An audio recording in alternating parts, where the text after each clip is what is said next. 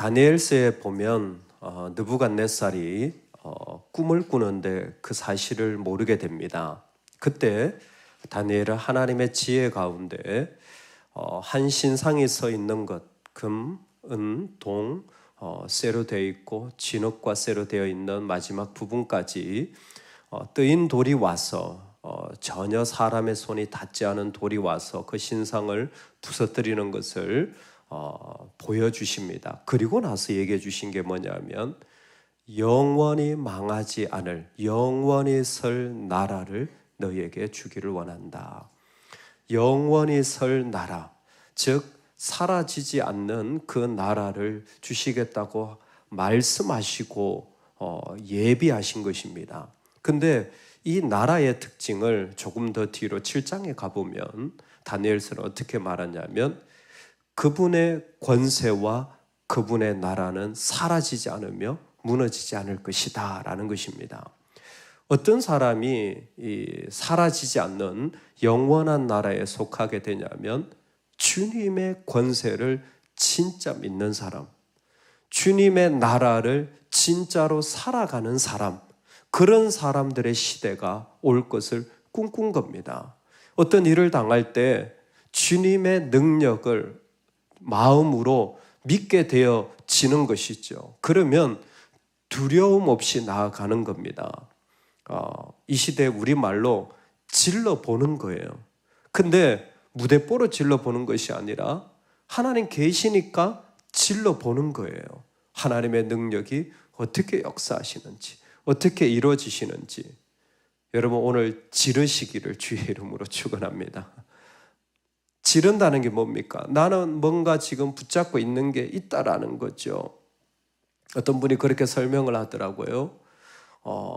아들을 데리고 5살짜리를 데리고 가는데 앞에 10살짜리 초등학생 형이 있는데 그 형이 자기를 괴롭혔다는 거예요. 근데 아버지가 옆에 있으니까 냅다 가가지고 발로 그 10살짜리 옆구리를 팍 차고 오더라는 거예요. 그 모습을 본 아버지가 이 녀석이 왜 그러지 하면서도 그때 믿음의 중요한 원리를 보게 되었다라는 거죠. 이거구나. 아버지가 손잡고 있으니까 10살짜리를 두려워하지 않는구나. 다윗과 골리앗이죠. 하나님이 손 붙잡고 있는 것을 믿으면 분명히 못 이기는 존재인데, 분명히 대항이 안 되는데 달려가는 거예요. 여러분 그게 주님의 권세에 대한 신뢰입니다. 우리에게 주님의 권세에 대한 신뢰가 있습니까? 여러분 사람 무서워서, 일이 무서워서, 돈이 무서워서, 아니면 내 자존심이 무서워서 무너졌던 자리가 이제는 뜨인 돌이 와서 영원히 설 그 나라에 하나님만을 붙잡고 나아가는 시대가 열려지는 것입니다. 그 나라를 영원히 설 나라, 흔들리지 않는 하나님 나라라고 표현한 것입니다. 마태복음에 보면 내 아버지께 복을 받을 자들이여 나와 창세로부터 너희를 위하여 예비된 나라를 상속받으라. 너희를 위하여 예비된 나라를 상속받으라. 아니 우리가 언제 이와 같은 자격이 주어졌습니까? 예수님 말씀하십니다. 내가 헐벗었을 때, 내가 줄일 때, 내가 목마를 때에 너희가 나를 먹이고 마셨다. 주가 쓰시겠다. 주님 필요하신 거 보면 그저 채워드리고 그저 그 자리에 나아갔던 그 모습, 그 사람이 복 있는 사람, 하나님 나라를 상속받은 자라고 표현하고 있습니다. 히브리서는 바로 그 하나님 나라를 흔들리지 않는 나라라고 경험하며 선포하는 것입니다. 여러분 오늘 우리에게 이 나라가 이루어지고 사라지는 복이 있기를 소망합니다. 아멘. 다니엘서는 그분의 권세, 마태복음은 그 가운데 주님의 것을 채우는 삶, 히브리서는 흔들리지 않는, 특별히 위기와 어려움이 있을 때, 고난이 닥칠 때 어떻게 이 하나님 나라를 살아가느냐 구체적으로 보여주는데 하나님을 기쁘시게 섬길지니라고 표현되어 있어요. 여러분 어려울수록 하나님을 기쁘시게 하는 자리에 가시기 바랍니다. 내 마음이 무거움으로 가득 찹니까? 하나님을 기쁘시게 하는 일들에 나아가세요. 여러분 매일매일 전도하시기 바랍니다. 스트레스 무료하다 하니 왜 복음을 전하러 안 나가시는지 모르겠어요. 세상에 복음이 필요한 사람이 얼마나 많은데 왜 그 사람들에게 예수를 안 전하는지 모르겠어요. 그분에게 예수 그리스도를 전할 때 놀라움이 있습니다. 근데 여기에서 하나님을 기쁘시게 섬길지니의 핵심은 예배입니다. 가장 하나님이 기뻐하시는 것은 예배예요. 저를 따라서 한번 선포합시다. 날마다 예배합니다. 여러분 이것이 하나님 나라 백성의 중요하고도 거룩한 부르심이에요. Day by day. 그래서 다음 주부터 우리가 새벽 기도를 결단하는데 제목 자체가 Day by day예요. 이제는 특별 새벽 기도 안 합니다. 날마다 예배 드릴 자들을 세우고 싶은 것 뿐이에요. 날마다 예배하지 않고는 살 수 없는 삶, 날마다 주님을 만나지 않고는 내 삶이 공허한 사람들, 아무리 내가 똑똑해도 주님을 경배하지 않고는 나는 지혜가 없음을 아무리 내가 유창하게 기도한다고 할지라도 하나님을 향한 예배가 먼저인 사람들, 아무리 세상에 일을 이루었다고 할지라도 하나님을 향하여 엎드리는 것이 먼저인 사람들, 예배하는 사람들을 세우고 싶을 뿐이에요. 섬기는 하나님을 기쁘시게 하는 일들, 그것은 히브리서에서 예배입니다. 그래서 이 12장이 끝나고 13장에 가잖아요. 딱 예배가 나와요. 두 가지 종류의 예배가 있습니다. 하나는 개인적 예배, 하나는 공동체적 예배. 13장 내용이 전부 이거예요. 개인적 예배가 뭐냐? 두 가지예요. 형제 사랑과 나그네 대접. 예배하는 삶을 살아라. 참 말이 어려운 말이에요. 근데 히브리서는 정확하게 말해요. 어렵니? 예배로 너의 삶의 중심을 잡아라. 근데 혼자 있다면 네가 드릴 예배는 사랑하는 것, 대접하는 것이야. 사랑하는 것, 대접하는 것. 혼자 있다면 어떻게 내가 사랑할까? 어떻게 대접할까? 여기에 마음이 간다면 그게 내가 지금 하나님을 예배하는 거예요. 공동체적 예배가 있습니다. 공동체적 예배는 분명하게 세 가지를 선포해요. 하나는 십자가 예배예요. 이제는 더 이상 성막의 예배, 제물의 예배가 아니라 십자가를 고백하는 예배가 되기를 주의 이름으로 축원합니다. 아멘. 두 번째는 감사의 예배예요. 감사의 예배. 이걸 또 다르게 찬양의 예배라고 할 수가 있겠습니다. 여러분 우리가 노래를 많이 하는 것 아니라 찬양을 많이 올려드리는 것 아니라 그 안에 감사를 올려드리는 거예요. 음악을 하는 게 아닙니다. 교회는. 감사를 주님께 올려드리기 위하여 많은 찬양과 많은 노래를 주님께 올려드려야 되는 거예요. 감사의 예배예요. 세 번째가 코이노니아 예배예요. 공동체적 예배는 서로 도울 수 있어야 돼요. 부족한 거, 어려운 거 있으면 서로 돕고 서로 세워주는 게 공동체적 예배예요. 흔들리지 않는 나라를 살아가는 사람들에게 하나님이 부탁하시는 것은 바로 하나님을 기쁘시게 하는 삶을 살아라. 그게 예배이기 때문에 그게 예배하는 날마다 예배하는 이 중심이 얼마나 말세가 갈수록 중요한지 개인적 예배, 공동체적 예배를 분명하게 세워가라고 부탁하는 겁니다. 여러분 우리 안에 날마다 예배하는 삶이 하나님을 높이는 일이 내 인생의 제일 중요한 일이 되시기를 주의 이름으로 축원합니다. 그러면 내 마음에 흔들림 없는 그분의 나라가 이루어져요.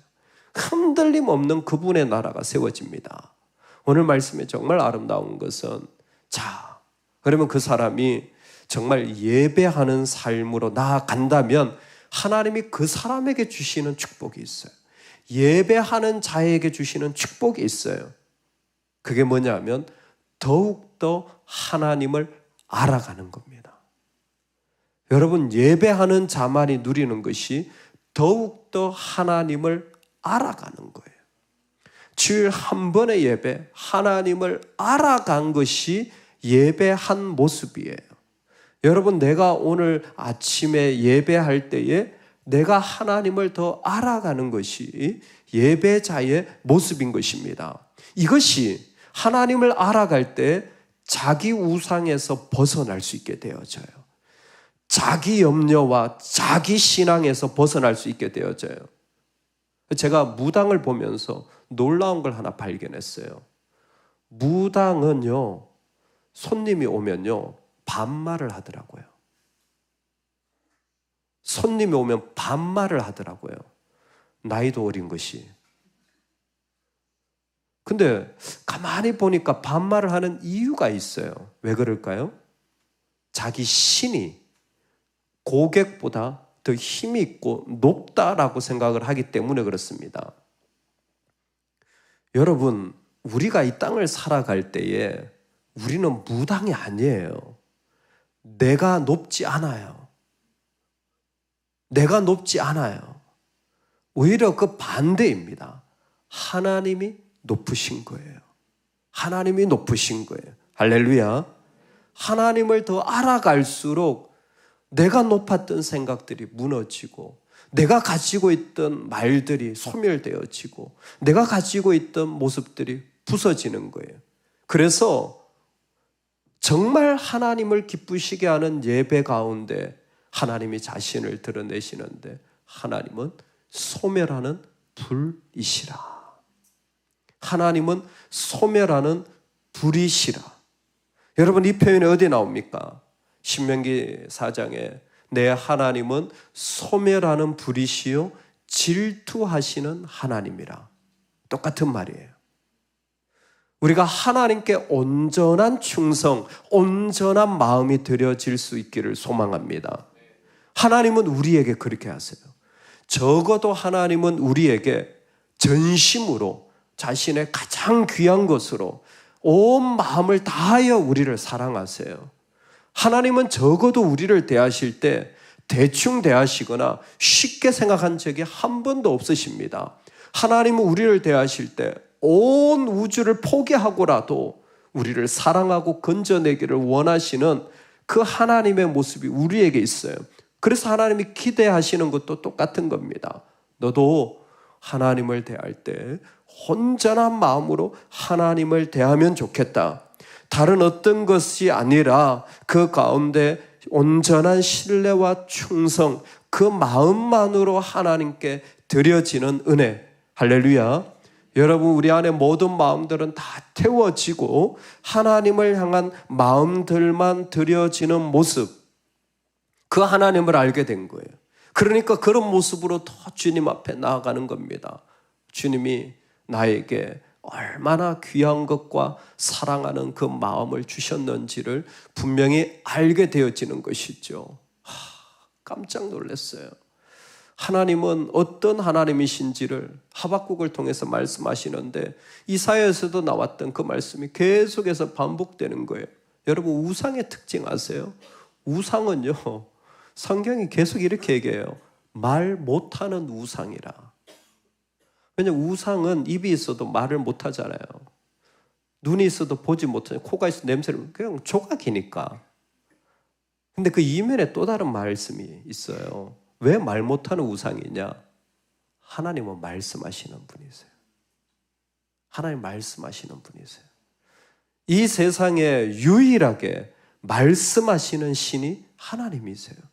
말씀하시는 분이세요. 즉 소멸하시는 불이라는 것은 우리 안에서 하나님은 계속 우리를 향하여 말씀하시고 자신을 나타내시고 자신을 드러내시는 분입니다. 우리가 그분을 더 알게 되어지고 더 깊은 관계와 만남 속에 들어가는 것이죠. 우리의 삶의 자리에 그 하나님을 알아갈 때 시간이 지날수록 더 깊은 마음과 고백들이 그 가운데 이루어지게 될 줄로 믿습니다. 영원한 나라, 그 가운데 그분의 권세만 붙잡아도 흔들리지 않는 이 나라를 하나님 그 사람에게 주십니다. 여러분, 우리의 중심에 흔들리지 않는 이 나라를 향한 삶의 자리가 선명하길 소망합니다. 흔들리지 않는 나라의 사람들이 어떻게 세워집니까? 하나님을 기쁘시게 하는 삶이에요.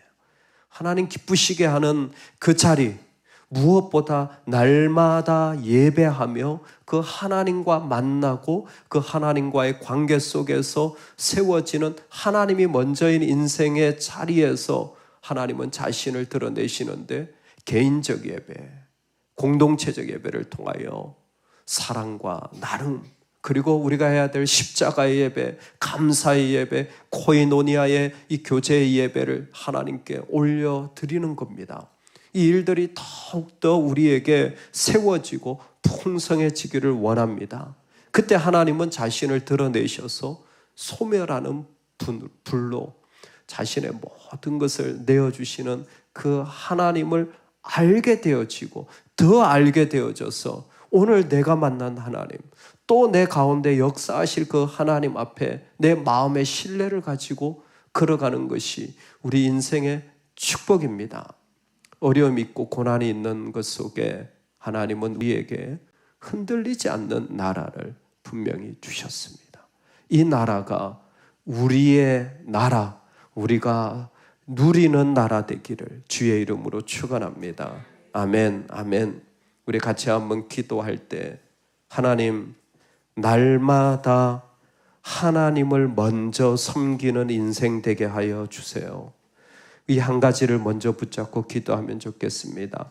날마다 내가 하나님을 기쁘게 하는 일들에 먼저 세워지게 해주세요.